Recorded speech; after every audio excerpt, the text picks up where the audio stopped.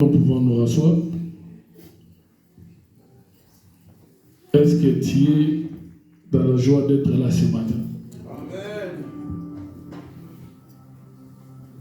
Es-tu dans la joie d'être là ce matin? Amen. La Bible dit, est heureux celui que l'Éternel admet dans sa présence. Rien ne peut venir à moi si mon Père qui est dans le ciel ne l'attire. Amen. Tu es plus que heureux ce matin. Parce qu'il y a de ceux-là qui se sont levés comme toi. Ils se sont lavés. Ils sont partis adorer comme toi. Mais la seule différence est qu'ils sont partis adorer des dieux qui n'existent pas. Amen.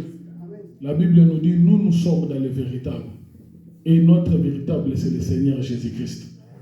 Il n'y a aucun autre nom qui nous a donné à part le nom du Seigneur. Amen. Sans plus tarder, nous allons ouvrir nos Bibles. Avant que nous puissions ouvrir nos Bibles, je voudrais vous présenter les salutations du papa. C'est vrai, papa était avec nous ici, mais il a effectué un tout petit déplacement, le pasteur.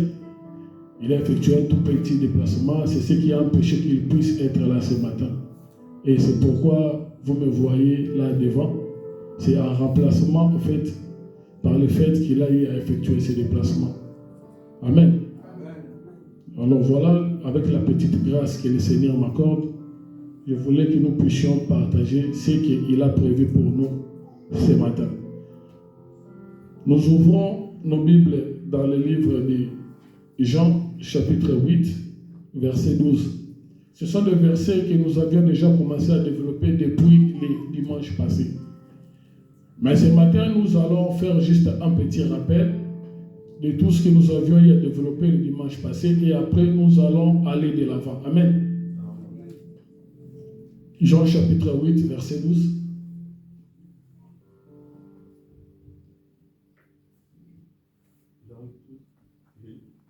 Amen. Jésus leur parlant de nouveau et dit, je suis la lumière du monde. Celui qui me suit ne marchera pas dans les ténèbres, mais il aura la lumière de la vie. Ici, le Seigneur Jésus-Christ est en train de parler de la lumière. On nous lit également Matthieu chapitre 5, verset 14.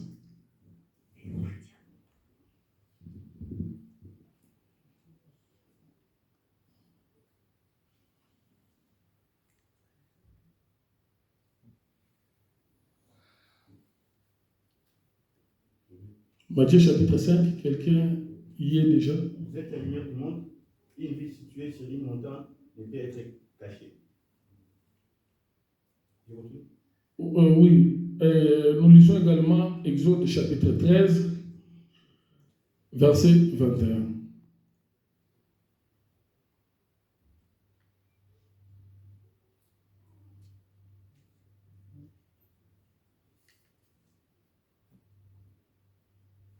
Exode chapitre 13, verset 21. Si quelqu'un est arrivé là, il peut nous le lire.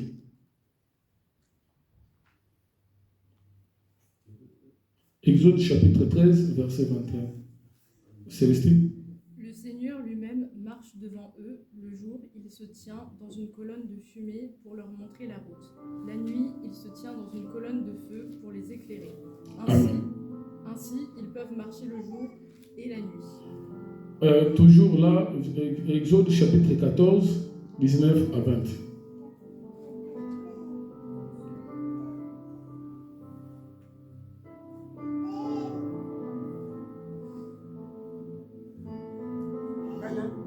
Exode chapitre 14, 19 à 20. L'ange de Dieu qui allait devant les camps d'Israël partit et allait derrière eux. Et la colonne de nuit qui l'a précédé partit et s'éteint derrière eux. Elle se place entre les camps des Égyptiens et les camps d'Israël étaient nus, étaient ténèbres d'un côté et de l'autre et éclairaient la nuit. Et les deux camps n'approcheront point l'un de l'autre pendant toute la nuit. Amen, amen. Le thème que nous sommes en train de développer s'intitule la lumière du monde. C'est un thème que nous avions commencé depuis le dimanche passé et aujourd'hui nous continuons avec cela. Mais avant de pouvoir aller un peu plus loin, j'aimerais que nous puissions faire un petit recul en arrière pour qu'ensemble nous puissions avoir un aperçu.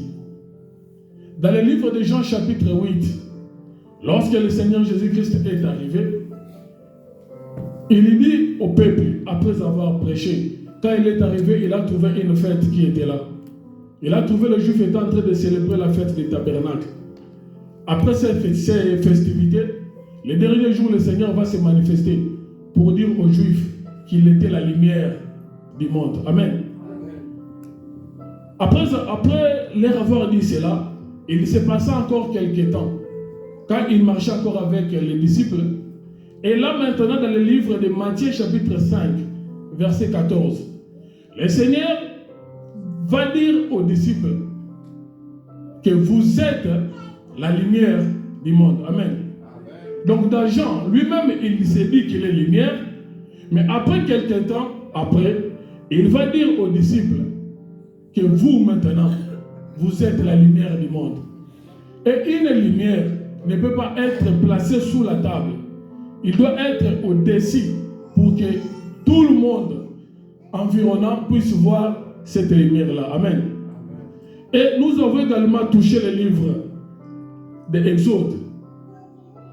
Exode où le Seigneur s'est choisi un peuple pour que ce peuple-là puisse porter son nom. Et le peuple, c'était le peuple d'Israël. Amen. Il a choisi, la Bible dit, il a regardé parmi les nations, il jeta ses regards sur un peuple pour que ce peuple-là puisse porter son nom. Et lorsqu'il a pris ce peuple ici, il les a sortis de l'Égypte, là où ils étaient les esclaves. La Bible dit qu'il ne pouvait pas les laisser comme ça, pour qu'ils puissent traverser le désert dans la nuit. Le désert dans la nuit, ce n'est pas comme pour nous ici, il y a des halogènes, il y a des lampes qui éclairent. Dans le désert, il fait noir. Amen. C'est l'obscurité totale. Alors le Seigneur, en choisissant ce peuple, il voulait lui-même être leur lumière. La Bible dit qu'il était au-devant d'eux pour pouvoir les éclairer la nuit. Donc pendant leur marche, la colonne de feu était là pour pouvoir orienter le peuple qui marchait jusqu'à atteindre sa destinée, qui était quoi? Qui était Canaan. Amen. Parce que le peuple a quitté l'esclavage pour aller hériter une terre où coule le lait et le miel. Pour aller hériter une terre où le Seigneur lui-même avait fait la promesse pour dire à leur père Abraham que je donnerai à ta descendance une terre où coule le lait et le miel, où ils seront dans le repos, où ils seront dans l'abondance. Amen. Mais pour pouvoir atteindre maintenant cette terre-là, ce peuple devrait marcher et traverser le désert. Pourquoi le Seigneur a choisi ce peuple? Nous le savons tous bien que l'homme, le premier homme, Adam, il est tombé dans le péché. Amen. Lorsque Adam était dans la présence de Dieu, c'est la gloire de Dieu qui l'environnait. C'était la gloire de Dieu qui lui procurait tout ce qu'il voulait, le bien-être. Donc je peux dire qu'Adam était le premier président de la terre. Amen. Il pouvait nommer les noms à des animaux. Il pouvait cohabiter avec des bêtes féroces. Les bêtes féroces ne pouvaient rien lui faire parce que lui, il avait l'autorité. Le Seigneur, lorsqu'il a appelé Adam, il dit à Adam, je te place là, mais tu vas dominer. Amen. Sur les oiseaux du ciel, sur les animaux de la forêt, sur les animaux du champ. Et lorsque Adam est tombé, le Seigneur l'a rejeté de sa présence. Adam s'est retrouvé dans les ténèbres. Amen. Adam s'est retrouvé dans les ténèbres. Et les ténèbres, il y a un prince là. La Bible appelle le diable quoi? Le prince des ténèbres. Or, nous savons tous bien, la Bible dit dans Jean 10, le voleur ne vient que pour dérober, égorger et détruire. Donc pour dire, s'il est le prince des ténèbres, dans les ténèbres là où il se trouve, il ne fait que dérober, égorger et détruire. Donc toutes les personnes qui se retrouve dans les ténèbres, il se retrouve dans une mauvaise posture. Il se retrouve sous la merci du diable. Et le Seigneur ne pouvait pas laisser cela comme ça. Il a résolu de descendre lui-même. Amen. Pour apporter la solution à l'homme. L'homme qu'il avait créé. L'autre fois, j'ai dit, Dieu a manifesté son amour à notre égard. Il pouvait aussi exterminer l'homme que le diable avait récupéré. Amen. Il pouvait abandonner Adam. Mais il n'a pas voulu cela. Il pouvait abandonner Adam et créer un autre peuple. Mais il a manifesté son amour. À ce que lorsque nous étions encore dans les ténèbres, Dieu lui-même est descendu. Il est allé encore nous chercher. Regarde cet amour-là. Combien est-ce que Dieu a manifesté cela à notre égard? Pendant que nous étions sous la malédiction, pendant que nous étions sous l'autorité du diable, le Seigneur lui-même est descendu. La Bible dit le livre d'Ésaïe, il a dit, je descendrai moi-même. Il a laissé son trône, il est descendu pour récupérer l'homme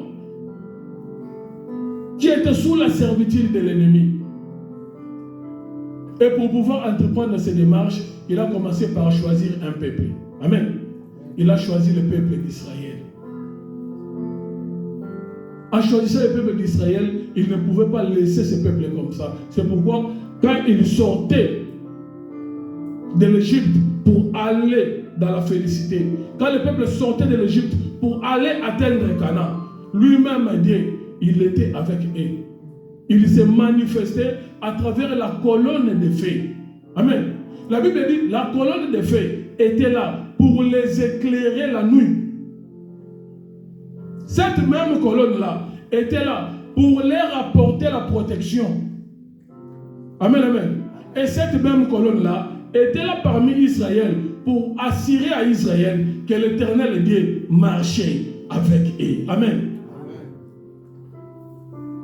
La colonne de feu était là. Et la Bible dit, cette colonne de feu-là les éclairait la nuit. Si nous retournons dans les livres de Genèse, la Bible dit que la lumière soit, la lumière fut. L'Éternel sépara la lumière avec les ténèbres. Amen. Et il appela les ténèbres quoi? Nuit. Il appela les ténèbres nuit. Donc pour dire que quand Israël traversait le désert dans la nuit, il traversait dans les ténèbres. Israël traversait dans les ténèbres. Et le Seigneur, pour marquer la différence, il ne voulait pas éclairer tous les déserts. Il voulait éclairer seulement son peuple qui traversait l'obscurité du ténèbre. Dieu ne pouvait pas éclairer tous les déserts. La Bible dit, la colonne de feu était seulement là uniquement pour Israël. Laisse-moi te dire, bien-aimé, il faut enlever de vos esprits le concept où on dit que, je ne sais pas moi, le Congo c'est une terre prophétique. Non. Dieu ne connaît pas le Congo. Je ne sais pas si je vais scandaliser quelqu'un.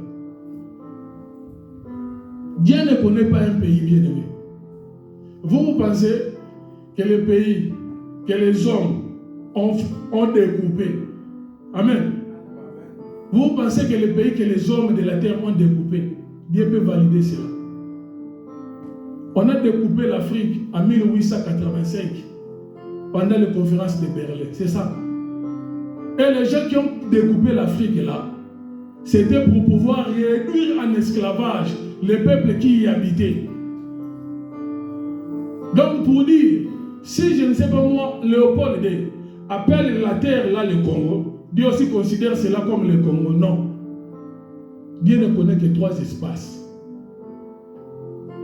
Moi quand je regarde ça de fois, je m'étonne.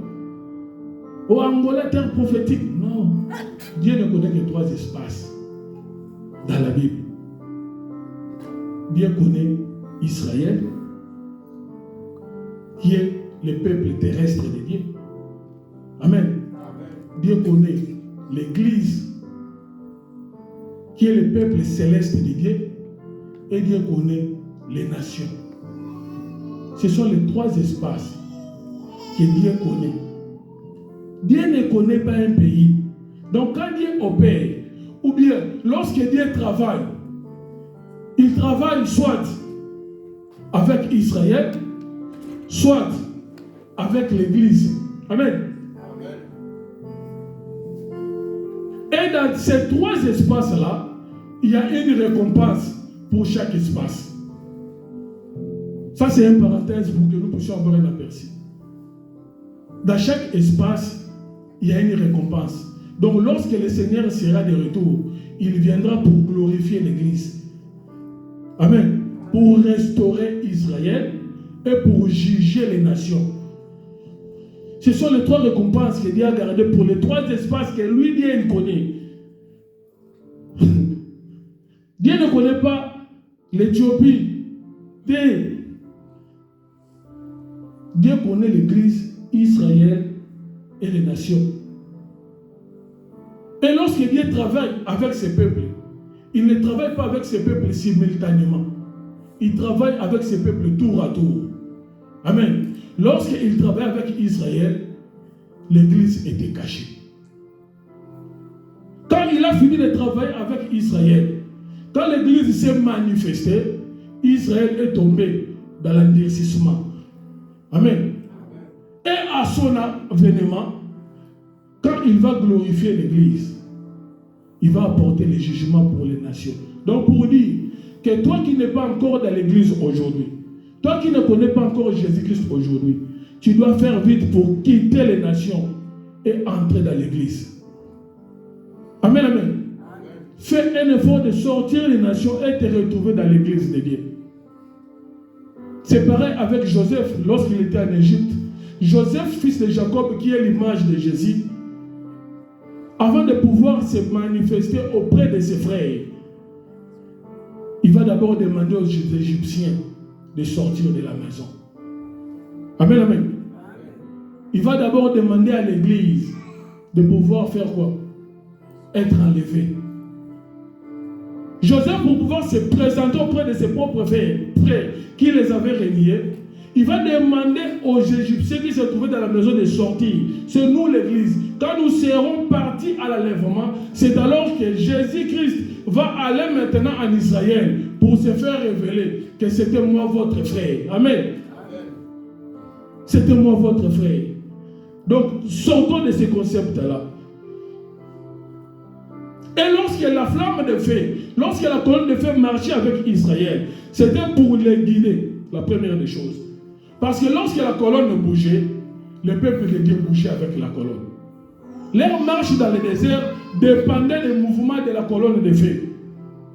Lorsque la colonne s'arrêtait, le peuple s'arrêtait. Aussi longtemps que la colonne de feu restait, le peuple ne pouvait avancer. Tout dépendait de cette colonne-là. Et lorsque le peuple se retrouvait dans un danger, cette colonne-là défendait le peuple. Non seulement il guidait, amen, non seulement il montrait le chemin au peuple, mais il défendait aussi le peuple. Lorsque le peuple est sorti de l'Égypte, la Bible dit Pharaon a réuni les chars, il a réuni des vaillants soldats, il a réuni les vaillants guerriers pour pouvoir attaquer Israël.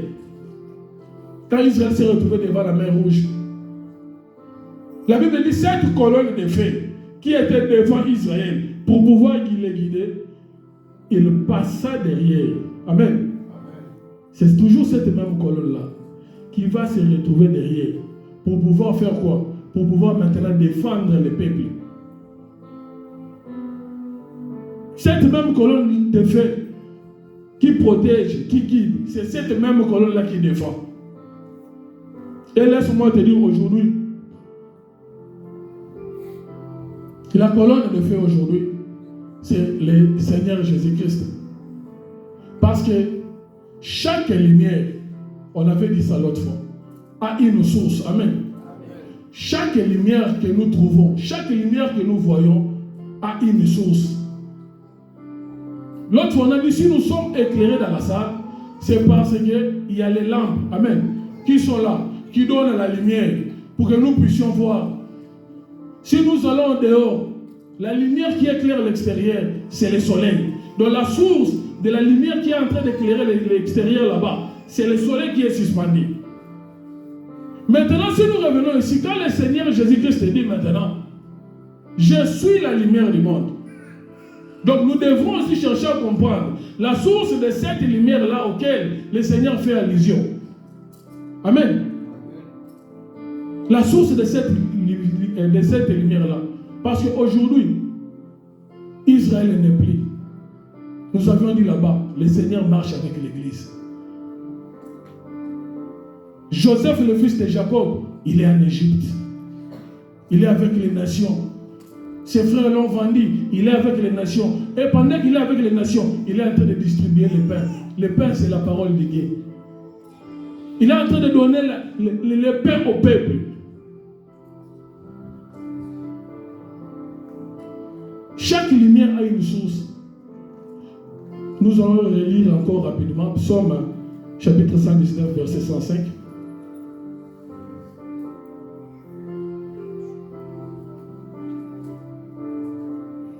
Psaume 119, verset 105. Si quelqu'un a trouvé, il peut le lire pour nous rapidement.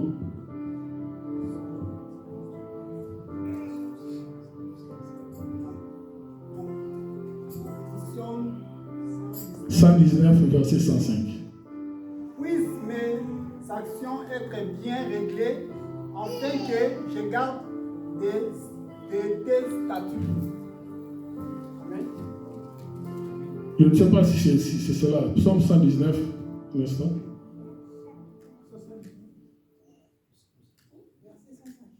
Oui, Psaume 119.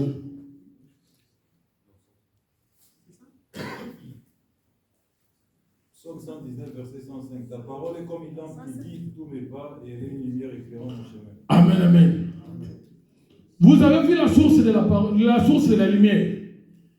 Quand le Seigneur dit aux disciples que vous êtes la lumière du monde, donc c'est que cette source-là, de la lumière auquel le Seigneur fait allusion, c'est sa parole. Amen, amen. Amen. Alléluia. Amen. Aujourd'hui, la lumière de Dieu se trouve dans sa parole. Là-bas, c'était la colonne de feu qui conduisait le peuple. Mais aujourd'hui, l'Église est conduite par la parole de Dieu, qui est sa lumière.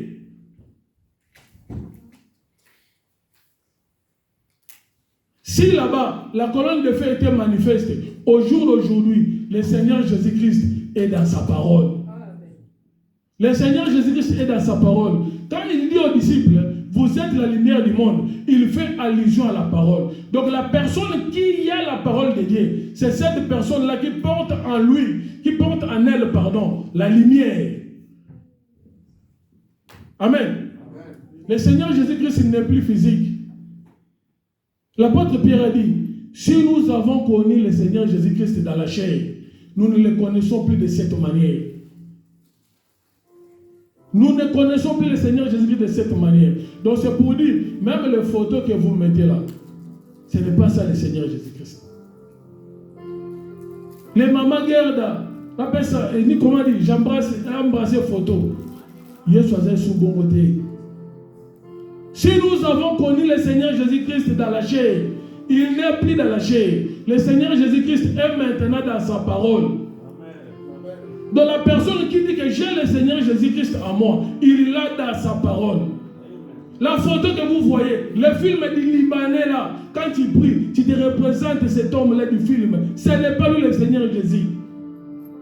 La preuve, lorsqu'il était revenu à la vie, la Bible dit qu'il a apparu aux disciples qui marchaient sur Emmaüs. Amen. 3 jours après, les disciples, le Seigneur leur apparaît, mais les disciples ne le reconnaissent pas. Ah, donc c'est qu'ils n'avaient plus le même visage. Amen. Donc c'est qu'ils n'avaient plus le même visage qu'il avait quand à la chair.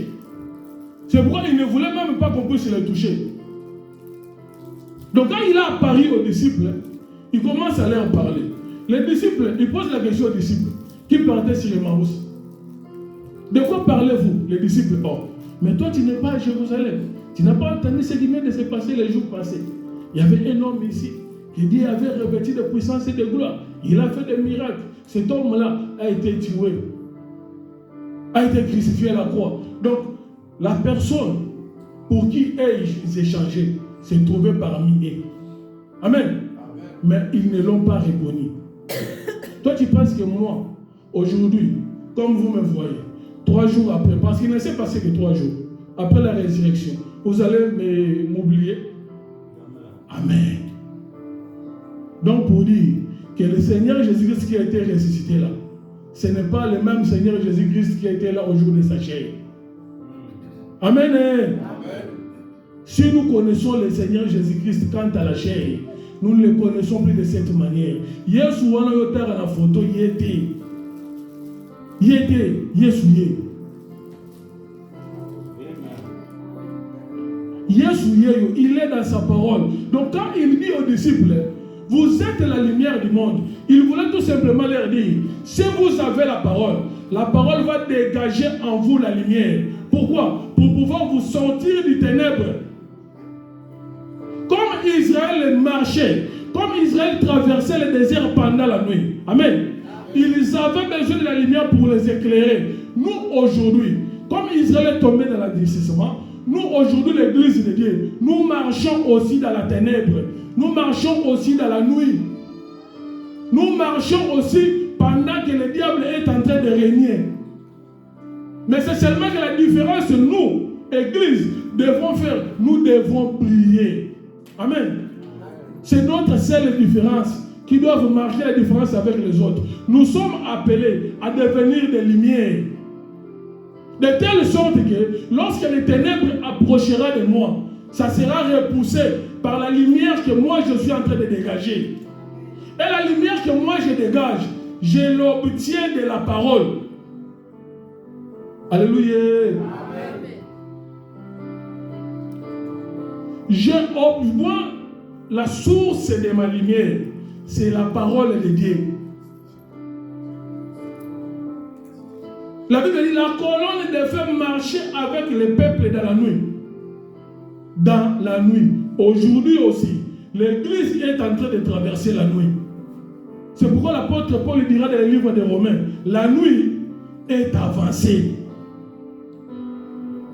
Amen.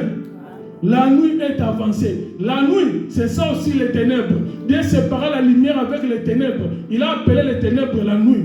Et le prince des ténèbres, c'est Satan le diable. Et nous connaissons tous ses desseins. Lorsqu'il vient dans la vie de quelqu'un pour dérober, égorger et détruire. C'est toi qui te proclames enfant de Dieu.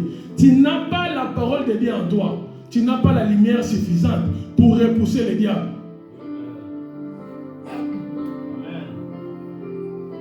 Tu n'as pas la lumière suffisante pour repousser les œuvres des ténèbres. Toi qui es lumière, tu ne peux pas avoir, tu ne peux pas avoir la paire des ténèbres. Les difficultés, les échecs, la malédiction, la souffrance, les maladies, tout cela, ce sont les œuvres des ténèbres. Moi qui porte la lumière, moi qui porte la parole à moi, ces choses-là ne peuvent pas arriver là où je suis, parce que je dégage la lumière. Je dégage la lumière.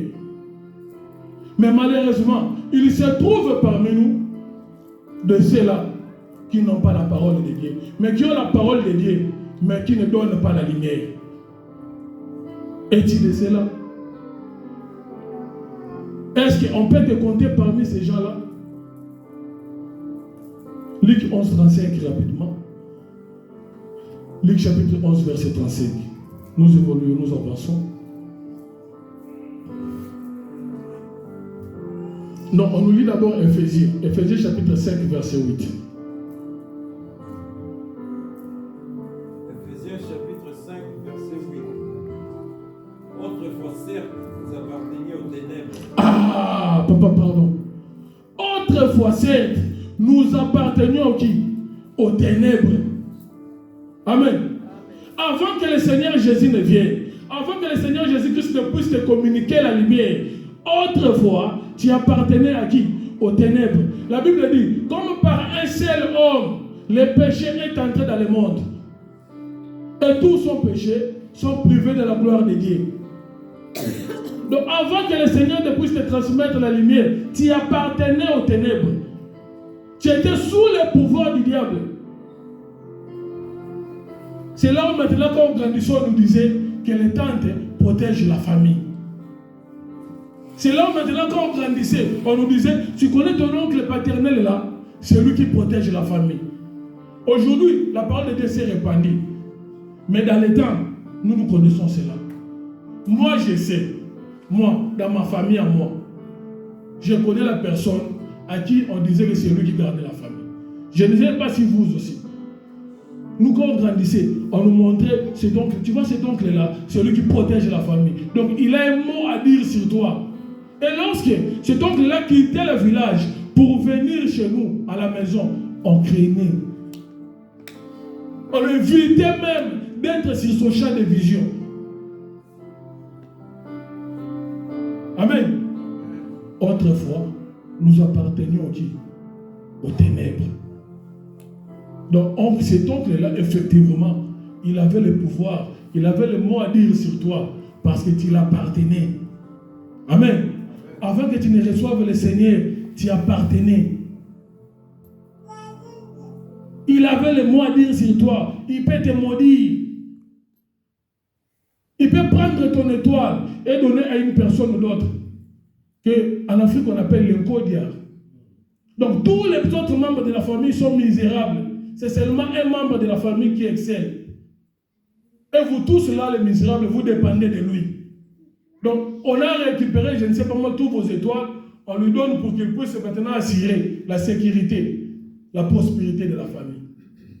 Ça pouvait marcher. Pourquoi? Parce qu'autrefois, nous appartenions aux ténèbres. Nous appartenions aux ténèbres. La suite de ces passages, papa. Mais à présent, par votre union avec le Seigneur, vous appartenez à la lumière. Maintenant, c'est pas pourquoi. Acclame très fort pour la gloire du Seigneur. Mais à présent, à cause de votre union avec le Seigneur, vous appartenez maintenant à la lumière. Ça ne suffit pas là, ça ne s'arrête pas là. Tu peux appartenir à la lumière, mais tu n'éclaires pas. Pour pouvoir éclairer, il faut porter en toi la source de cette lumière-là. Je ne sais pas si je me fais bien comprendre. Pour que tu puisses émettre la lumière, tu dois avoir la lampe. Sans la lampe, on ne parlera pas de la lumière dans cette salle. Amen. Cette lampe-là est indispensable pour nous donner la lumière. Luc 11, 35, papa.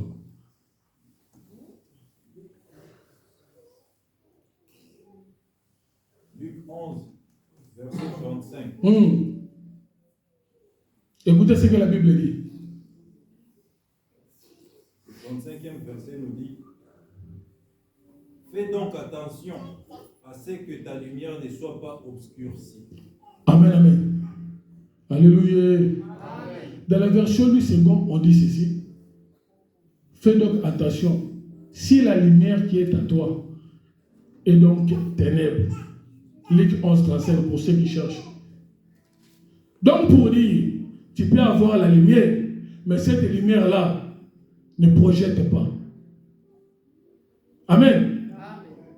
Si la lumière qui est en toi est ténèbres, combien grandes seront ces ténèbres? C'est ce que dit Luc 11, 35. Donc tu peux avoir la lumière en toi, mais cette lumière-là ne donne pas, ne projette pas de la lumière. Pourquoi? Parce qu'il n'y a pas une source viable. Amen. Pour que cette lumière-là puisse fonctionner. Il y a certaines personnes aujourd'hui dans l'église, effectivement, parce que quand on parle ici de la personne qui a la lumière, on parle de la personne qui se retrouve dans l'église aujourd'hui. Si cette lumière qui est en toi est donc ténèbres, nous comprenons qu'il y a des lumières qui sont ténèbres. Qu'est-ce qui fait à ce que cette lumière-là soit ténèbres? C'est tout simplement parce qu'il n'y a pas de source qui va pouvoir quoi? Produire la lumière. Et la source de la lumière, c'est la parole.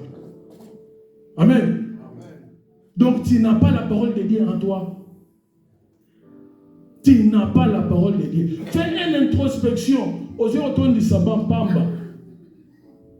Tu dois avoir la parole de Dieu. Les choses de Dieu, ce sont des expériences individuelles que toi, tu dois expérimenter tout seul avec Dieu.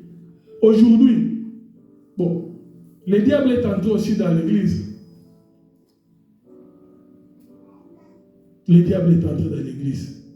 Le diable a fait sortir ces prédicateurs. Les prédicateurs du diable aujourd'hui, ils prêchent. Vous verrez les maîtres conférenciers. Amen. En train de prêcher la parole. Les businessmen, les marketeurs. Et quand ils ouvrent la parole, ils vont dans des jets de mots. Quand ils terminent, c'est le pasteur tel qui a prêché. Il a la parole. Mais les mêmes personnes qu'il est en train de prêcher ne changent pas. Amen. Les mêmes personnes que cet homme de Dieu est en train de prêcher, leur vie ne change pas. Ils n'abandonnent pas les mauvaises habitudes. La parole de Dieu, ce n'est pas l'éloquence, bien-aimé. Ce n'est pas savoir parler. Ce n'est pas savoir parler. Ce n'est pas le jet des mots. Il y a un prédicateur qui montre les trois résurrections. Jésus-Christ durant son ministère, il a ressuscité 3 personnes. La première personne, c'est ça l'alpha. La deuxième personne, c'est ça Emmanuel. La troisième personne, c'est ça Omega. Le message creux. Il n'y a rien dedans. La parole de Dieu, lorsqu'elle sort pour transformer des vies. La parole de Dieu, elle sort pour changer. C'est pourquoi Israël avançait avec la colonne de nuée. Quand la colonne de nuée avançait, Israël avançait. C'est ça le rôle de la parole de Dieu. Tu dois avancer avec la parole. Pourquoi? Quand le Seigneur dit, viens tel que tu es. Tu es une prostituée, viens tel que tu es. Tu es un drogué, viens tel que tu es. Tu es un voleur, viens tel que tu es. Vous savez pourquoi? Parce que le Seigneur savait que la parole de Dieu a une forte puissance pour pouvoir te transformer. Il sait que la parole de Dieu est assez puissante pour pouvoir te changer. C'est pourquoi il te dit, ne t'inquiète pas, tu es prostitué, viens. Cette parole, quand elle va sortir, il va apporter la transformation dans ta vie. C'est pourquoi le Seigneur dit dans le livre d'Ésaïe, ma parole, lorsqu'elle sort de ma bouche, elle ne retourne pas à moi sans avoir accompli ma volonté. Lorsque la parole de Dieu sort, c'est pour d'abord accomplir la volonté. Pourquoi? Parce qu'elle est une semence. Amen. Amen. Elle est une semence. Elle doit transformer ta vie. Il y a des gens qui prêchent. Il n'y a aucun changement. Il n'y a aucune transformation. La parole ne fait rien. Ça, ce sont les messages du diable. Le diable, il peut donner des richesses. Il en a. Amen. Il peut prêcher. Il connaît aussi la parole. Parce que quand il avait apparu au Seigneur Jésus-Christ, il lui avait dit, il est écrit. Amen. Donc pour dire qu'il connaît la parole. Mais la seule chose que le diable ne connaît pas, c'est la parole vraie. Celle qui transforme. Celle qui restaure. Celle qui délivre. Celle qui change. C'est cette parole-là que le diable ne connaît pas. Et pour pouvoir maintenir le peuple dans l'ignorance, il joue avec le peuple de Dieu avec des jeux de mots. Il a ses prédicateurs. Bien-aimés, c'est comme les sapins de Noël. Amen. Amen. Il y a des guirlandes qu'on place dans les sapins de Noël. Elles brillent, mais ça ne se mange pas. Les guirlandes sont des sapins de Noël. Ce sont des fruits, mais ce sont des faux fruits. Et ils sont en train de briller. Mais tu ne peux pas les manger. Amen. Mais par contre, la vraie parole, celle de Dieu, c'est un fruit naturel. Quand tu manges, tu as de la vitamine pour ton esprit. Tu as de la force pour ta santé. Elle doit te transformer. Quand la parole de Dieu sort, elle parle d'abord au cœur, dans le cœur, de l'homme. L'apôtre Pierre a apparu, il a prêché. Après la Pentecôte, quand le Saint-Esprit est descendu, quand Paul est sorti dehors, il a prêché la parole. La Bible dit quoi? La Bible dit, tout le monde qui était là, eurent le cœur vivement touché. Amen. Ils eurent le cœur vivement touchés. Ils sont venus voir Pierre. Que ferions-nous? C'est ça la parole de Dieu. Elle est une semence. Quand il te touche, tu dois te poser des questions. Le diable a enlevé ça. Il vous amène dans les sensationnels. Il vous amène dans les agitations. Quand un homme de Dieu prêche, vous êtes là, vous vous agitez. Vous êtes là debout. Amen, tout ça. Mais le contenu est creux. Il n'y a rien dedans. Ce sont des guirlandes, de faux fruits. Elles brillent, mais elles ne se mangent pas. Et vous verrez les mêmes personnes revenir le dimanche prochain, il n'y a aucun changement. Bien aimé, quand la parole de Dieu sort, c'est pour nous amener à la perfection. Or, la perfection, c'est un processus. Amen. Quand il te dit, viens tel que tu es, quand je viens avec ma prostitution dans le Seigneur, j'écoute la parole de Dieu, j'abandonne la prostitution. J'écoute la parole de Dieu, j'abandonne les habits courts, j'écoute la parole de Dieu. Amen. La parole de Dieu est en train de faire son travail.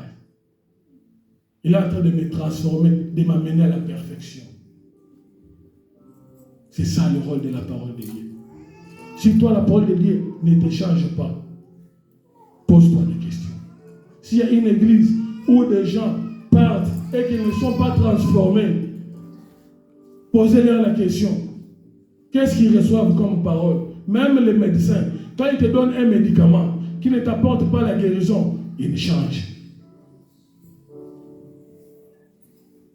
Ils changent, bien aimé. Toi, tu ne changes pas. Or, tu oublies que cette parole-là, c'est la lumière qui doit briller en toi pour chasser les ténèbres.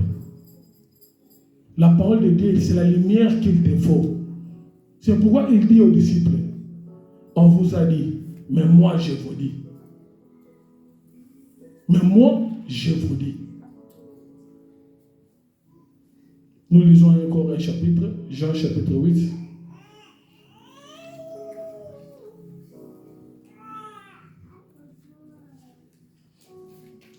Jean chapitre 8, verset 30 à 37.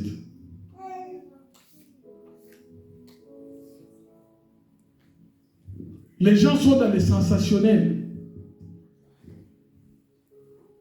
Mais aujourd'hui, Dieu parle dans le cœur. Quand Dieu parle, il parle dans ton cœur. L'apôtre Paul, lorsque le Seigneur l'a appelé, quand il s'est retrouvé devant le Seigneur, sur le chemin de Damas, après l'éblouissement, quand il va se relever, il va dire au Seigneur, Seigneur, que veux-tu que je fasse?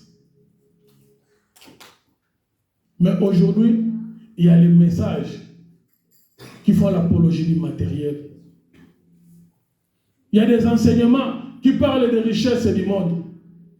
Il y a des enseignements qui parlent de matériel. Il y a des thèmes, quand tu suis ces thèmes-là, tu comprends directement que la finalité, c'est la gloire. Les 4 points majeurs pour atteindre sa destinée.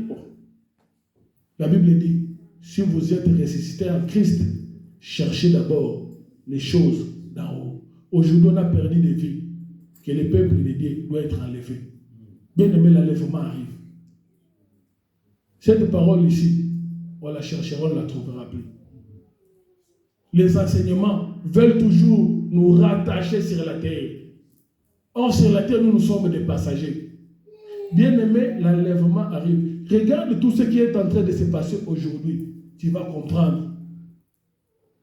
La 3e guerre mondiale est là. Il pointe déjà. La Bible dit, quand vous verrez ces choses, que c'est lui qui est en train de lire, fasse attention. Toi, tu lis. Toi, tu lis. On a perdu des vies. On doit être enlevé. On a perdu des vies. On doit rejoindre le Seigneur. On cherche des voies et moyens. Vous êtes la tête et non la queue. Et ils construisent, nous allons acheter. Laissez-les se marier. Pour toi, ce sera. Ça nous rattache sur la terre. Nous ne sommes pas appelés à ça. Le Seigneur a appelé ces choses-là. Le reste vous sera donné par-dessus. Donc tu dois d'abord commencer par chercher le royaume des cieux. Et le reste là se rattacheront à toi. Pourquoi? Parce que tu es la lumière. Et pour pouvoir être la lumière, il faut porter la parole de Dieu en toi, bien-aimé. On nous lit le livre de Jean rapidement. Jean 8, verset 30. Écoutez ce que la Bible dit. Pendant qu'il parlait ainsi, beaucoup crurent en lui. Ah papa, toi qui es parlé. Pendant qu'il parlait, amen. La personne qui parle là, c'est le Seigneur Jésus-Christ. La Bible dit, quand il parlait, beaucoup crurent en lui. Mais ce n'était pas fini. Écoutez. Alors Jésus dit aux Juifs qui avaient mis leur foi en lui, si vous vous attachez à la parole que je vous ai annoncée, vous êtes vraiment mes disciples. Amen, amen. Alléluia. Amen. Ils avaient kilo d'été. 32. Papa, toi, il dit aux disciples qui crient en lui. Il ne suffit pas seulement de croire, mais il faut aussi s'attacher à quoi? À la parole. Croire ne suffit pas. Attache-toi à la parole. Le Seigneur Jésus-Christ dit à ceux qui avaient crié en lui, ils ont déjà crié. Nous venons tous ici à l'église parce que nous croyons. Le Seigneur dit, ça ne suffit pas de croire. Il faut aussi s'attacher à la parole. Dernière fois dans la Bible, la dernière fois, c'était quand? Parce que c'est ça, ta nourriture. Passe une journée sans manger, ça va t'interpeller. Oh, je n'ai pas mangé. Tu passes tout ton temps dans les réseaux sociaux, frère. C'est le Seigneur nous recommande de lire la parole de Dieu. C'est ça notre lumière. Parce que la lumière que nous dégageons, la source, c'est la parole. Toi, tu n'as pas la parole de Dieu en toi. C'est pourquoi la Bible dit dans le livre de 11:35, si la lumière qui est en toi est ténèbre, combien grandes seront ces ténèbres? Donc, nous, toi, c'est la lumière. La personne qui a la lumière et qui ne produit pas de la clarté, mieux vaut que tu moto. Lui, il a choisi son cas. Lui, il a choisi son cas. La parole de Dieu doit nous transformer. Doit nous parler. La Bible dit, lorsque les gens te verront, ils puissent rendre gloire. Soyez la lumière du monde, de telle sorte que lorsque les gens te verront, qu'ils puissent rendre gloire à Dieu. Quand les gens te regardent, rendent-ils gloire à Dieu? Ou bien critiquent-ils Dieu? Quand les gens te regardent, Ndeko Benze Tambolini Naye, Sero Benza Tuka, Akumi Sinza, Nzamba Sepele, déplacer les noyés de Satan. Tu as vu mon serviteur Jean? Nzamba le barabon pour eux. Moutakumi Sinza Beka, Nengo Yozo Menevinayo. Vous êtes une lumière qui est placée au-dessus d'une montagne. Tout le monde doit voir ça. Il y a des gens qui lorsqu'ils te voient, ils critiquent, ils disent celui-là, il chante pour le Seigneur. Celui-là, il est modérateur. Celui-là, il est protocole. Regarde sa vie. Allez, tu vois, tu deviens une pierre d'achoppement pour les frères. La parole que tu lis doit apporter les transformations à toi. Amen. Et enfin, pour chuter, nous voyons les bienfaits de la parole du Seigneur. Amen. La première des choses, la parole de Dieu est une arme offensive et défensive. Ephésiens chapitre 6, je vais survoler rapidement, nous courons derrière le temps. Ephésiens chapitre 6, versets 16 à 17. Jésus-Christ a fait fuir le diable lors de la tentation à travers également sa parole. Donc quand tu as la parole de Dieu, tu as de l'autorité sur le diable. Quand tu as une personne qui est assise, quand tu as une personne qui lit la parole de Dieu tout le temps, même le diable, lorsqu'il se présentera devant toi, tu sauras le détecter. Quand le diable est apparu auprès du Seigneur, il lui a dit, il est écrit. Le Seigneur lui a répondu, il est aussi écrit. Le diable peut venir te présenter des choses, tu te laisses emporter parce que tu n'as pas la parole de Dieu en toi. Nous voulons être des chrétiens libérés. Il ne suffit pas seulement de monter, essayer de parler aux gens. On doit aussi vérifier si ce qu'on est en train de nous dire est vrai. Si ce qu'on est en train de nous dire est conforme avec la parole de Dieu. La deuxième des choses, la parole de Dieu est protectrice. La parole de Dieu te guérit et te fait sortir des dangers. La Bible dit, lorsqu'ils étaient dans la détresse, Le Seigneur leur avait envoyé sa parole et sa parole leur avait fait quoi? Leur avait guéri. La parole de Dieu te protège. Quand tu as la parole de Dieu, tu es sous la protection de Dieu. C'est cette parole-là. Dieu ne t'écoute pas. Dieu ne t'écoute pas ta prière à toi. Toi, tu ne sais pas prier. Dieu écoute la parole. La prière, même quand nous prions, nous disons à Dieu ce que sa parole dit. Nzambe bakanga na maloba na ye. Yo maloba nzambe oza na kote. Okangende. Bakanga nzambe na maloba na ye.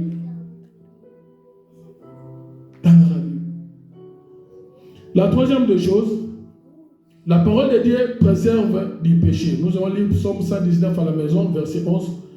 La parole de Dieu préserve du péché.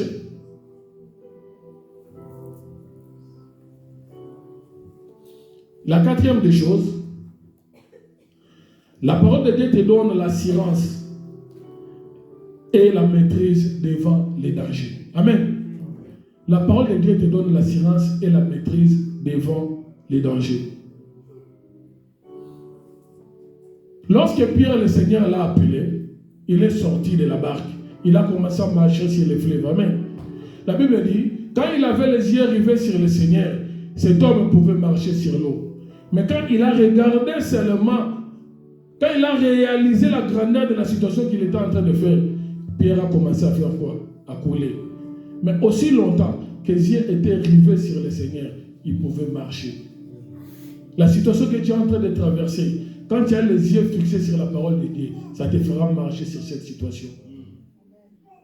Mais quand tu n'as pas les yeux rivés sur la parole de Dieu, tu seras stressé. Mboko va besoin de stress.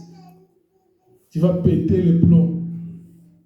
Tu vas péter le plomb. Pourquoi? Parce que tu regardes les eaux. Tu regardes la situation que tu es en train de traverser.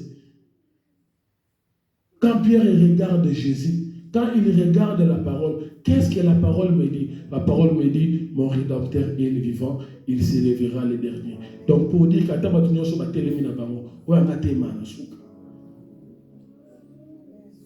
il s'élèvera le dernier. Job a connu ça. Il a tout perdu. Je n'ai pas vu quelqu'un qui a connu des catastrophes comme Job. À chaque minute, il y a des gens qui viennent. Il y a les bétails qui sont morts. Il y a les affaires qui sont mortes. Il y a les maisons qui se sont écroulées. En dépit de tout cela, cet homme, on va dire, mon Rédempteur est vivant. Il avait des yeux rivés sur la parole de Dieu. La parole te donne les maîtrises de soi. Quand tu traverses les difficultés, souviens-toi que tu n'es pas seul. Quand la tempête s'est levée, la barque s'est mise à chavirer. Les disciples ont crié, Seigneur, nous mourrons. Le Seigneur s'est réveillé. Il a maîtrisé cela. Aujourd'hui, le Seigneur, c'est sa parole. Amen. Tout est là-dedans. Le Seigneur a dit, j'ai mis pour toi sur écrit des conseils pour que tu saches marcher. La situation que tu traverses, cherche l'écriture qui se rapporte avec ce que tu es en train de vivre. Déclare ça. Et le Seigneur a dit, ça ne retournera pas avant d'avoir accompli la volonté. Et enfin, la parole de Dieu est la clé de la vraie réussite. Amen. Nous allons nous arrêter là. La parole de Dieu est la clé de la vraie réussite. Psaume chapitre 1, verset 1 à 3. Si quelqu'un l'a trouvé, il peut le lire. Ce sera la dernière lecture et puis on va développer un tout petit peu.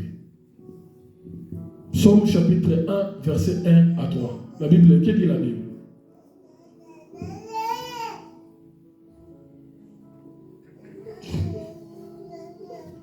Écoutez ce que la Bible dit, je lis au nom de Jésus.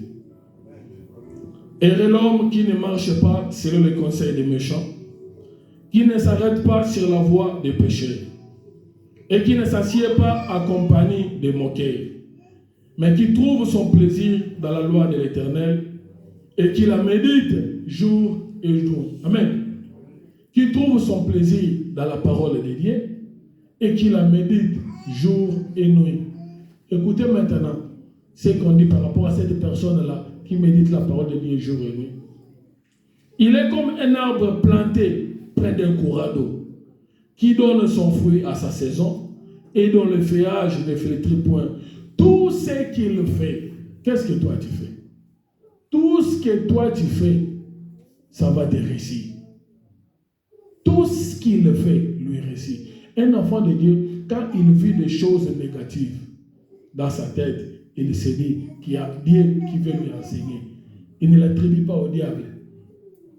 Un enfant de Dieu, quand les choses ne marchent pas dans son business, il cherche le langage de Dieu à travers ce qu'il est en train de traverser. Dieu veut lui transmettre une pensée. Parce que la Bible dit, quand je marche avec tout ce qu'il y a là, tout ce que je dois faire me réussit. Alors quand les choses ne me réussissent pas, je retourne auprès de Dieu. Amen. Mais ta parole a frappé à côté. Tu as dit tout ce que je dois faire, ça doit réussir. Mais comment ça ne marche pas? Dieu va te parler. Tout ce qu'il fait, lui réussit. Quand les choses ne marchent pas, ne te dérange pas. Un enfant de Dieu est un arbre. Moi, je ne suis pas là-dedans. La Bible dit le bakono. J'étais un ami au Kaouka. Moi, je n'étais pas au Kaouka.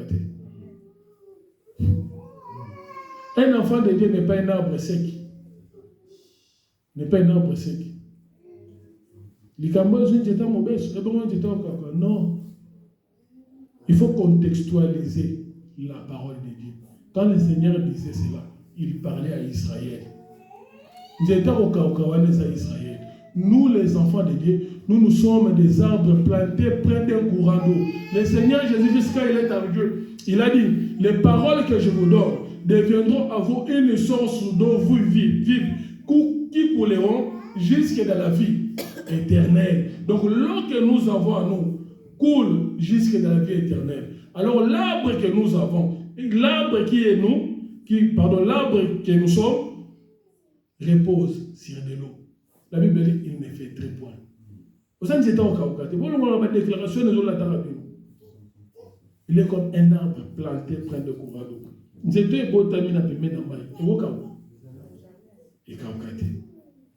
Nous ne sommes pas des arbres secs. Mais c'est seulement si nous nous attachons à la parole de Dieu. Le Seigneur n'a rien laissé. Il a laissé seulement sa parole. Tout est dedans. On s'embrouille pour rien. On part chercher des histoires à gauche et à droite. Les diables utilisent la Bible. Il y a des formules dans la Bible pour atteindre la réussite. Les diables, les magiciens, tout ce monde-là s'en servent. Ceux qui n'ont pas d'illumination au coup de la Bible. Amen. Tu vas trouver la Bible. Si tu pars chez un sorcier, tu vas trouver la Bible. Parce que son père lui-même, il sait la Bible. Il l'avait même employé. Il est écrit. C'est seulement nous, les ayants droit, nous ne savons pas l'exploiter à notre fin. Pourquoi? Parce que nous ne voulons pas les lire. Lisez la Bible. Ça va te transformer. Ça te donnera de la force suffisante pour que tu puisses projeter la lumière. Et pour pouvoir repousser les ténèbres qui est en train d'être accablées. Amen. Que l'Éternel Dieu nous bénisse. Nous accordons tout à fait pour la gloire du Seigneur. Gloire à Jésus-Christ, que Dieu nous bénisse. Est-ce qu'il y a quelqu'un béni ce matin? Quelqu'un béni ce matin à travers la parole de ce matin. Que cette parole qui vient de sortir puisse être une semence. Zongela, le Seigneur dit, c'est que je contre toi. Ton premier amour. Tu vois le premier amour que tu avais pour Dieu. Le Seigneur veut que tu puisses regagner cette position-là. Le premier amour que tu avais, quand tu t'étais converti, les ailes que tu avais là, récupère ces ailes-là. Le Seigneur en a besoin. Il a dit, ce que j'ai contre toi, c'est que tu as abandonné ton premier amour. Le Seigneur a besoin de ce premier amour-là. Quand les choses ne marchaient pas, on ne cherche pas Dieu seulement quand les choses ne marchent pas. Récupère, reprends ton... Moi, je ne te connais pas. Moi, je ne connais pas les pensées de ton cœur. Moi, je n'étais pas là le jour où tu t'étais converti. Mais Dieu sait. Parce que ce jour-là, tu lui avais parlé. Il sait que l'amour que tu portais pour lui, il veut que tu puisses récupérer, retourner dans ce premier amour-là. Quand tu retournes dans ce premier amour-là, tu viendras le dimanche sans pour autant qu'on puisse te suivre à la maison. Tu viendras de toi-même parce que tu sais que là, je pars écouter la parole de Dieu. Tu vas comprendre pourquoi David a dit il est lui agréable, frère, de demeurer. On ne doit pas te courir après. Là où la vraie parole, tu viendras de toi-même. Il a dit à Noé, Noé, toi construis seulement l'arche. Les animaux, moi-même je vais les envoyer. Aime la parole de Dieu. Amen. On ne te suit pas les dimanches. Cela prouve à suffisance que la parole n'a pas encore trouvé la place. Que cette parole-là t'élève tous les dimanches. On a seulement un dimanche dans la semaine pour pouvoir venir dans la présence de Dieu. Si vous allez en Afrique, il y a presque toute une semaine. Allez visiter les églises de l'Afrique. Lundi, intercession, mardi, culte de maman, jeudi, enseignement, mercredi. Et il y a des gens qui respectent. Effectivement, parce qu'il n'y a pas de travail. Les gens sont dans le chômage. Nous avons seulement qu'une seule journée.